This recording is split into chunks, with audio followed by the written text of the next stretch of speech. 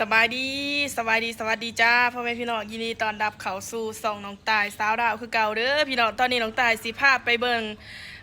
ทางออกไปตะบะเนาะว่าสิไปทางออกไปตะบะสิไปหาอันนั้นนะพี่น้องสิไปหาบอลที่แบบว่าเจริญแหน่จักหน่อยเนาะหรือว่าสิเข้าไปในเมืองเนาะว่าทางสิเป็นจะได้เนาะส่วนนี้ก่อนไปรับส้มฝากกดไลค์กดแชร์กดติดตามเพื่อเป็นกำลังใจให้น้องตายเด้อแท้ที่จริงนะ ถ่ายคลิปออกมาแล้วเนาะพี่น้องแต่ว่าเปิดคลิปอยู่ร้านก๋วยเตี๋ยวเนาะก็คือออกมากินเพลินนะพี่น้องปะก่อนไปครับส้มอย่าลืมกดไลค์กดแชร์กดติดตามเพื่อเป็นกำลังใจให้น้องตาเด้อ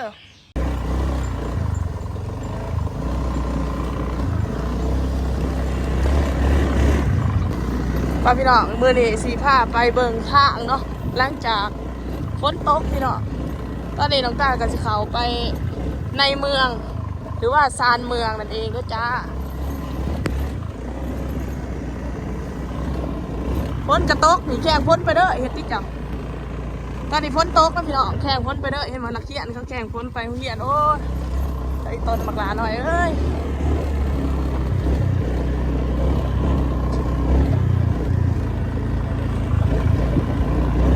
ฝนตกเลยนี่ตอน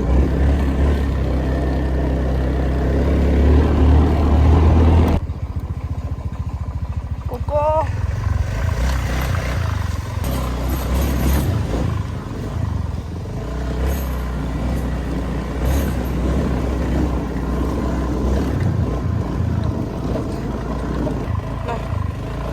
พี่น้องเอ้ยย่ามแดงกับบ่แรงย่ามแดงกับฝนตกเด้ออยู่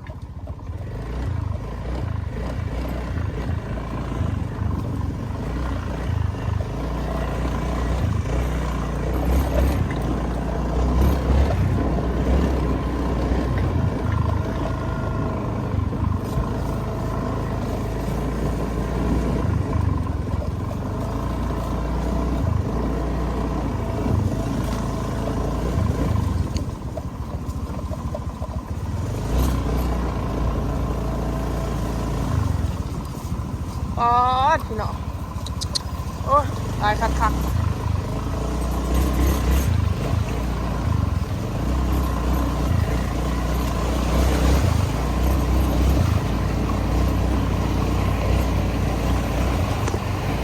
โอ้พี่น้องตายแล้วเนี่ยนี่เป็นจังไดอันนี้เถอะไปได้นี่เนาะอ๋อเลิศจ้ะ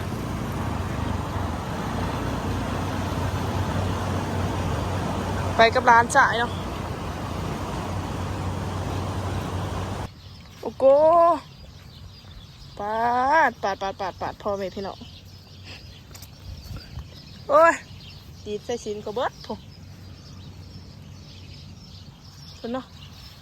นี่ก็เพิ่นหยิบเด้ออยู่แต่ว่ามีธุระต้องไปเนาะมันก็เลยอันนั้นบ่ได้จำเป็นต้องได้ไปพี่น้องเลยเมื่อวานตลอดคนกันยังสิไปบ่รอดดิโอ้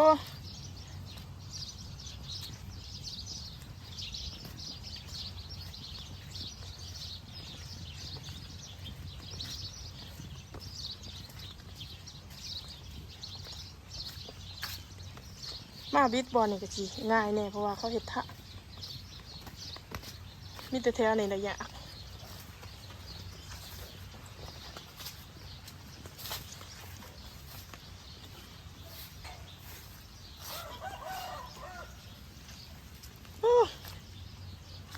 นี่เนาะเล็กหน่อยละเขียนป๊าดแต่อีตนเขาเขียนของไหนครับว่าหนึ่งเลยคอยไปเลยดมเลยโอ้โหจีพีโอ้โหมันต้องได้ขนาดย่ามแดงเลยนี่ใจลำบากขนาดนะบางคนเขาจะบุขี่รถจนเขายางเอาพี่พงแต่ว่าผูเปื่อนบัดส่งตะเกียนพ้นกระจกคอยไหนดบไหนมาพี่น้องแต่อีตนเปื่อนเบิด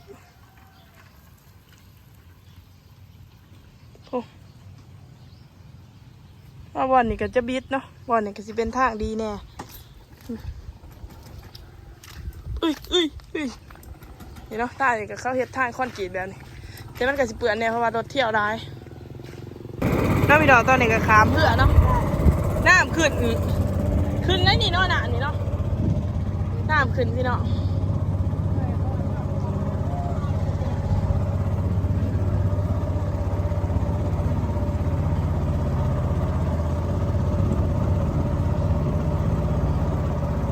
เดี๋ยวมาจะเอาเลยเท่าตัวเก่าจะหน่อยก็มาดอกพาไปกินเพอ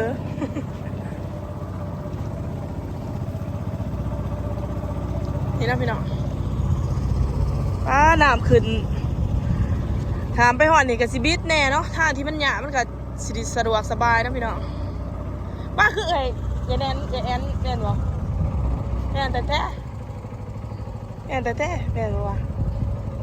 บ่แม่นบ่แม่นเนาะแม่นบ่พี่น้องแม่นอดี คนมาแต่ไทย คนมาแต่ไทยวะดิ โอ้พี่น้องยังกระดังมามือนี่บ่กินหอดพัวเลยพัวมาก่อนมันสิเป็นเนาะตัวน้ำพอเมื่อกี้มาถามความหูซึกเนาะ จะได้เจ๊มาแต่ไทยเป็นยังไงบ้างตำรวจอะไรมากผมมีเงินฮีจ้าคือว่าสัตว์ไปเฮ็ดงานนี่ยังไงนี่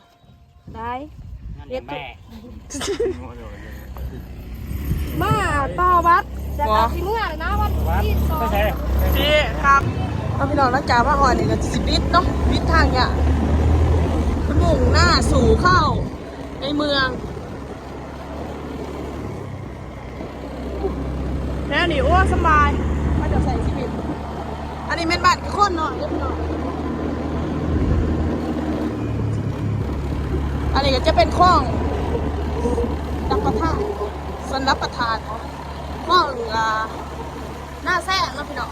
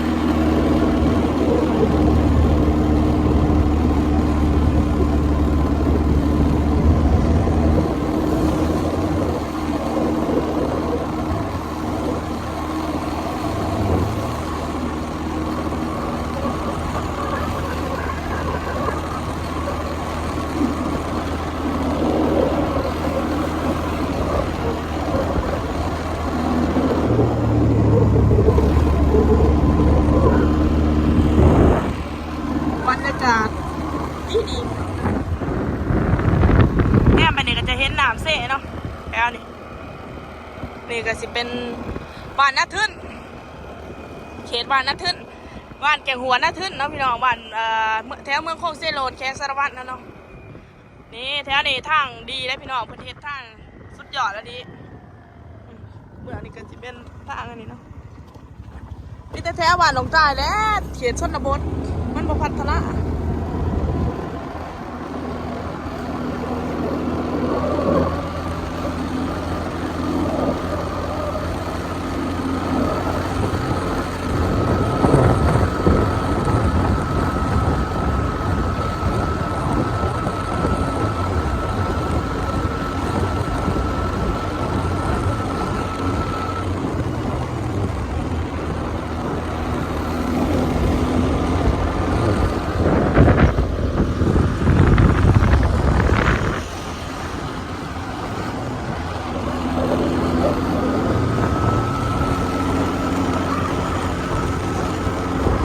บ้านซองก็จะเที่ยวนี่ก็จะเห็ดมีตะลังก็กำลังเห็ดเนาะเลิกออกมาอยู่แถวทุ่งเลย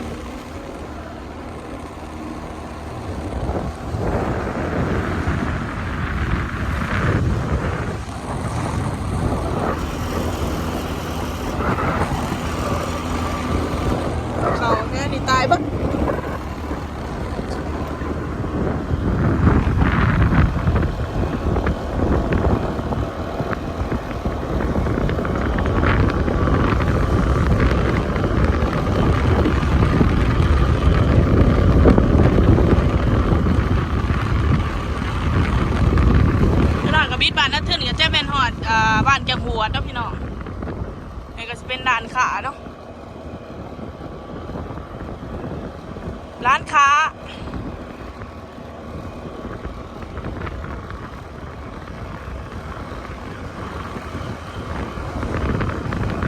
ยังโดดกับสีดังมวนไปได้เด้อพี่น้อง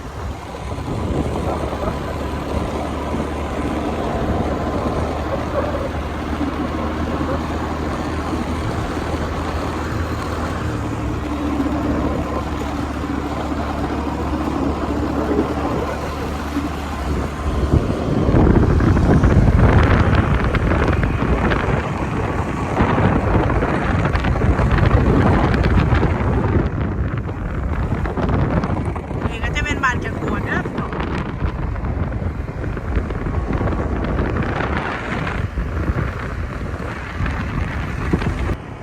นกเจ้าร้ายขนาด